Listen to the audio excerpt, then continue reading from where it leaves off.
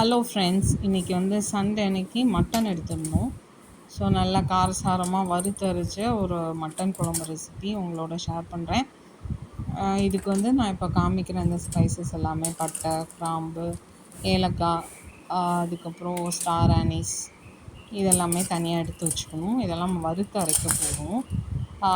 இது கூடவே மல்லி, ஜீரகம், மல்லி ஒரு 2 ஸ்பூனு, 2 டீஸ்பூனு, அப்புறம் ஜீரகம் 1 டீஸ்பூனு, அதுக்கப்புறம் மிளகு 1 டீஸ்பூன். ஸோ இதெல்லாமே நம்ம கொஞ்சமாக எண்ணெய் விட்டு நல்லா சிம்மில் வச்சு நல்லா வாசம் வர வரைக்கும் வறுத்துக்கணும். இது ஆக்சுவலாக இந்த மாதிரி வறுத்து அரைச்சி நம்ம செய்யும்போது அந்த டேஸ்ட் ரொம்பவே நல்லாயிருக்கும். இது கூட காரத்துக்கு ஏற்ற மாதிரி மிளகாய் நான் ஒரு 6 குண்டு மிளகாய் சேர்த்துருக்கேன். நீங்கள் வேணும்னா உங்களுக்கு கலர் நல்லா வேணும்னா காஷ்மீரி சில்லி பவுடரும் சேர்த்துக்கலாம்.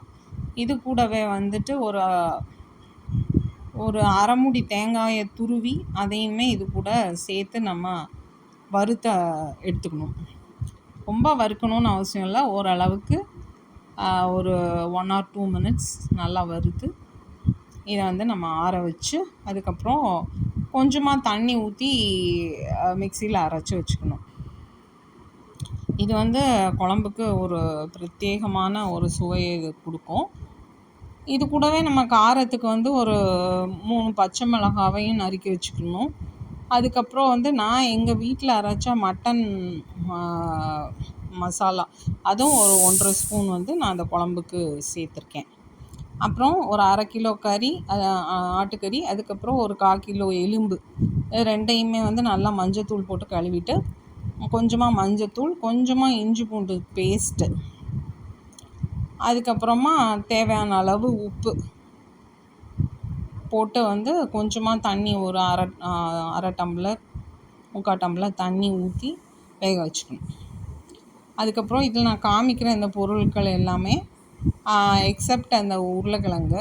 ஸோ இதை நான் அரைச்சி வச்சுருக்க அந்த மசாலா, அப்புறம் இஞ்சி பூண்டு பேஸ்ட்டு, நான் அரைச்ச மட்டன் மசாலா பவுடர் திரித்து வச்சுருக்கிறது. ஸோ இந்த ஐட்டம்ஸ்லாம் வெங்காயம், தக்காளி இதெல்லாம் நமக்கு தேவை. இப்போ ஒரு கடாயில் நல்லெண்ணெய் நான் யூஸ் பண்ணியிருக்கேன். நல்லெண்ணெய் விட்டுட்டு அதுக்கப்புறம் எண்ணெயில் இந்த மாதிரி ஒரு 10 சின்ன வெங்காயம், ஒரு அரை பெரிய வெங்காயம், ஸோ அதை நல்லா போட்டு நம்ம வதக்கணும். இது ஏற்கனவே ஸ்பைசஸ் சேர்த்து வறுத்து அரைச்சிட்டதுனால நான் இதில் முழு ஸ்பைசஸ் எதுவும் சேர்க்கல.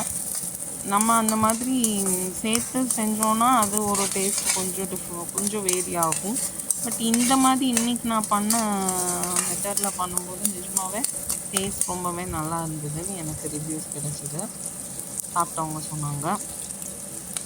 ஸோ இந்த மாதிரி நீங்கள் ட்ரை பண்ணி பாருங்கள்.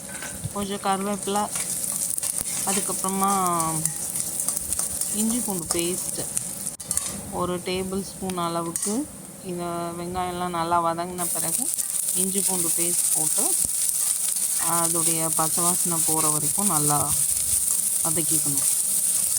ஸோ நானே ஒரு 2-3 விதமாக மசாலா தூள் அரைச்சி வச்சுருப்பேன். அது எனக்கு ஒரு 8 மாதத்துக்கு வரும்.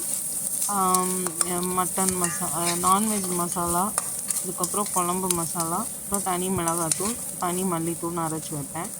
இதில் நான் தனியாக நம்ம அரைச்சி மசாலா போட்டாலும் நான் யூஸ் பண்ணுற இது நான்வெஜ் மசாலாவும் இதில் நான் ஒரு 1.5 ஸ்பூன் அளவு யூஸ் பண்ணியிருக்கேன்.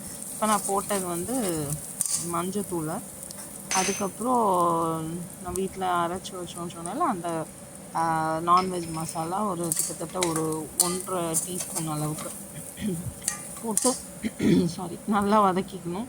அதுக்கப்புறம் நம்ம வறுத்து அரைச்சி வச்சுருந்த அந்த பேஸ்ட்டு அதையும் போட்டு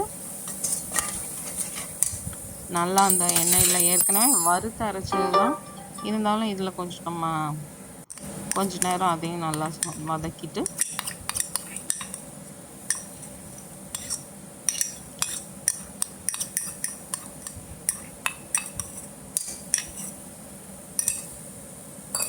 இப்போ வந்து நல்லா அந்த மசாலா ஃபுல்லாக போட்டாச்சு. போட்டுட்டு நல்லா எல்லாமே கலக்கிற மாதிரி நல்லா வதக்கி விட்டுக்கணும்.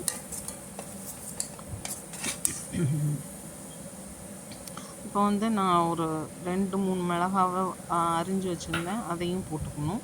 அப்புறம் இது ஒரு 2 மீடியம் சைஸ் தக்காளி, அதையும் போட்டு நல்லா வதக்கி விட்டுக்கணும்.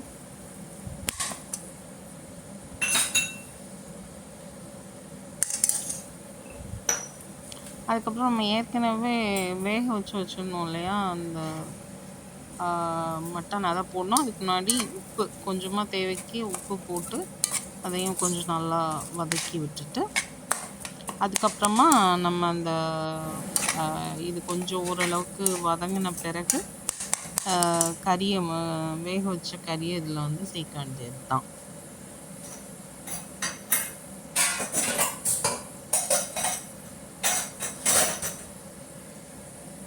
வேக வச்ச கறியை அந்த தண்ணியோடு சேர்த்து இந்த கடாயில் நம்ம ஊற்றிட்டு நல்லா கலந்து விட்டு மூடி வைக்க வேண்டியது தான். மூடி வச்சுட்டு மூடி போட்டு வச்சுட்டு சிம்மில் ஒரு 7 to 10 மினிட்ஸ் வச்சிங்கன்னா கொஞ்சம் நல்லா அது எல்லாமே இந்த மசாலா எல்லாம் கறியோடு கலந்துடும். அதுக்கப்புறம் நீங்கள் உப்பு, எனக்கு நான் போட்ட உப்பே கரெக்டாக இருந்தது, நீங்கள் அப்புறமா உப்பு பார்த்துக்கலாம். இப்போ வந்து இதை நம்ம மூடி வச்சிடலாம். மூடி வச்சுட்டு ஒரு 10 மினிட்ஸ் கழித்து ஓப்பன் பண்ணி பார்க்கலாம்.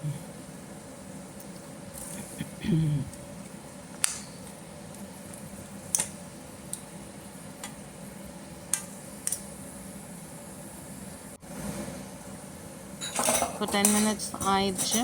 குழம்பு நல்லா கொதிச்சு எண்ணெயெல்லாம் லேசாக பிரிஞ்சு வந்துச்சு.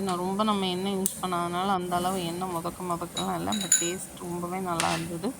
அப்புறம் கடைசியாக அரிஞ்சு வச்சுருந்தா மல்லி தழையை போட்டு இறக்கிட்டு நல்லா சுட சுட சாதத்தோடு வச்சு சாப்பிட்டா செம்மையாக இருக்கும். தேங்க்ஸ் ஃபார் வாட்சிங் கைஸ்.